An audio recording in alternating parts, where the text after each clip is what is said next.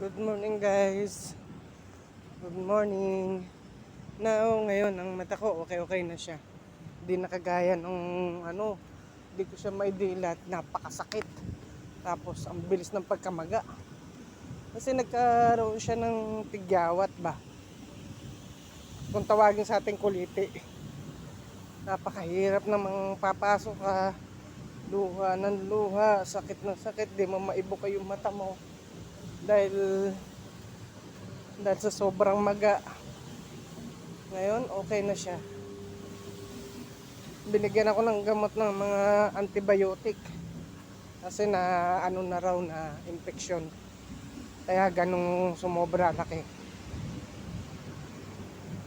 Kala ko una kasi laang basta kuliti lang, binunutan ko ng pilik mata, ayun lalo siyang namaga. Grabe, ngayon ko lang naranasan na ganong kasakit, basta hindi ka makatulog. Ngayon okay na po ako, God. Salamat sa Diyos at ngayon magaling na ako kahit na papaano na ibibilat ko ng mata ko. Nandito na po ako ngayon sa Bacala. Ayan. Diyan ako bumibili ngayon ng mga pagkain ko sa almusal. Sa umaga, ito ako bumibili. Mura lang kasi dito.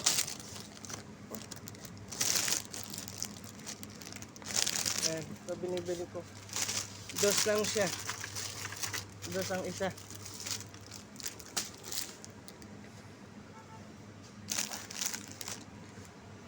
Yan ang tindero. Kuya, only this one. Bread. Only bread?